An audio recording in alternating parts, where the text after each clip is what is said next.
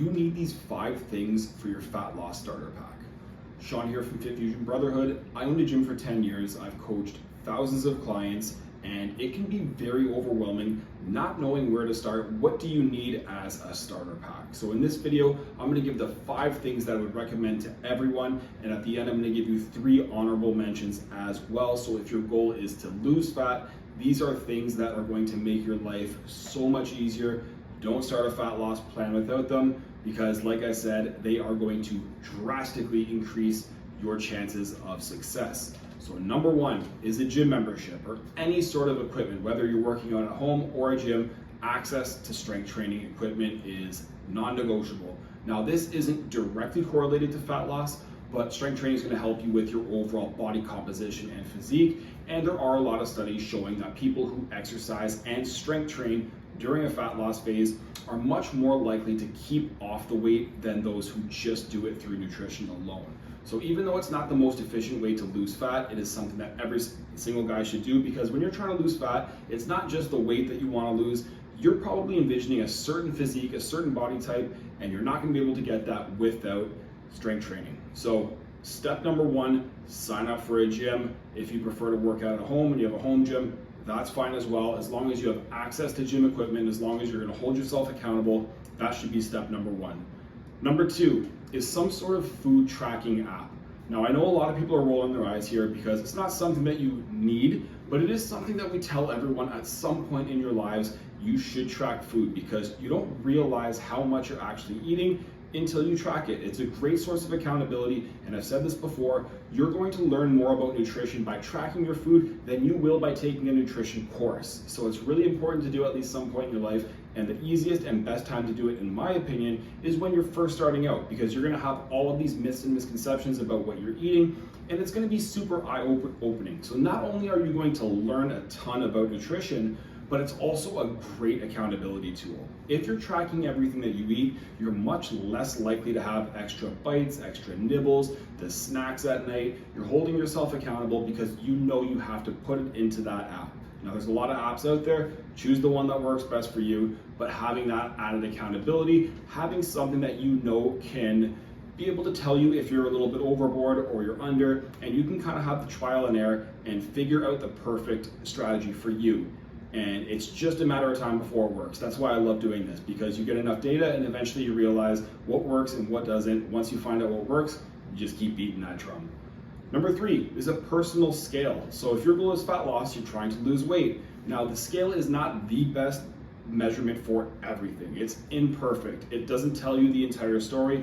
It can be a liar at times, but it is still a valuable tool, especially if you're starting out. The scale typically tells you whether or not you are losing fat. Yes, you can lose fat and build muscle, especially if you're a beginner, but that's very rare. A lot of people use that as almost like a cop-out. Typically, if you're losing fat, that number on the scale will change. And the reason it's so important to have this is because you need some sort of tool to tell you whether or not you are progressing. You might feel like you're doing all the right things. You might have changed your nutrition, you might have worked out, but if that number on the scale isn't changing and you're not stepping on the scale, you're gonna get this false sense of progress where it's not actually happening. So having a scale can help. What I recommend if you're using a scale is to do first thing in the morning every single day. And then rather than doing it once a week, because you never know if you catch yourself on a good day or a bad day, you do it every single day, and then you get the weekly average. And then what we're looking for is kind of a trend. So it's gonna look like a reverse stock market, where it's gonna go up and down, but trending in the right direction. Now, I understand for a lot of people, the scale can be a little bit triggering. So if that's you and it's like a really big deal, obviously don't feel like you have to, but I would strongly suggest it if that's not you, because it does give you a really good idea of where you're progressing. Just remember, there are going to be daily fluctuations. You are going to lose weight quicker in the beginning. It slows down over time. But once again, once you hit that plateau, just like we said with the tracking the food, you're going to get a ton of data, and that's when you can reassess and hopefully move forward and continue to progress. Number 4 is a step tracker. So a step tracker, you can use this on your phone as well. I think all phones now have some sort of step tracker, or you can get a Fitbit, you can get an iWatch. All these things can do it. And the reason I love tracking your steps is because it is just the easiest, low intensity way to burn a ton of additional calories. There are some very strong correlations between our clients who are able to lose fat successfully and how much they walk. very strong correlation. We've had clients who have hit a plateau and all they did was increase how much they walk and they broke through that plateau. So walking, tracking your steps is super important. Of course, yes, it's an accountability tool, but just like I said with tracking your food, it's also educational and it gives you the awareness.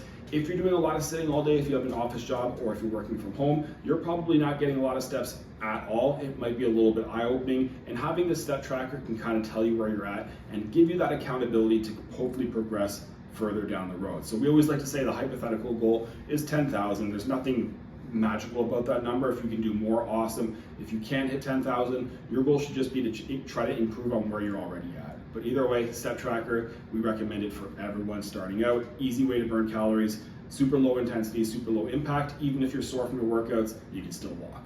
And then number 5 here is a food scale. This one, just like tracking the food, is very eye-opening. If you're someone who enjoys something like peanut butter, you don't realize how many calories are in such a little serving size. Having a food scale can really help open your eyes. The reason I included this and the track is because a lot of people, when they're tracking their calories, track improperly.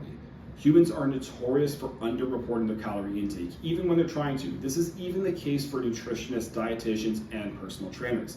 Now, if you have a food scale, you're much less likely to have a bigger margin for error. So you're able to track your food, you're able to weigh it, and you can see exactly how many calories by referring back to that food label. The good thing with this is if you do it long enough, eventually you do get that intuitive sense of knowing how much each weighs and how many calories each thing has. So having a food scale, especially in the beginning, especially when you're not really well versed in calorie awareness, is going to be a huge tool for you guys. So those are the big 5. That should be your starter pack. There are 3 things that I like to bring up into an honorable mention that I think will help, but are not necessary. Number 1 would be meal prep containers. And this is kind of secondary because the important part here is the actual meal prep.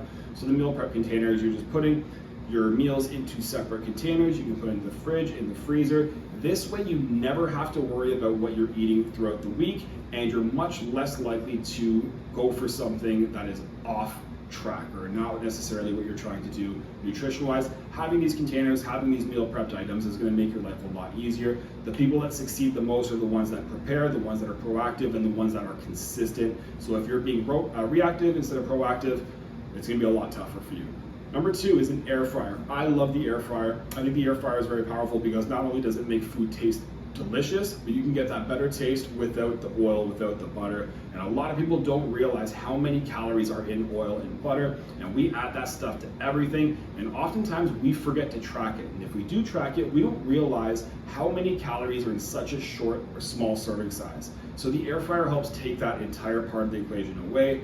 I could also have added like a Pam spray instead on this as well, but I love the air fryer. It tastes great, it saves you a ton of calories. It really is a good fat loss hack.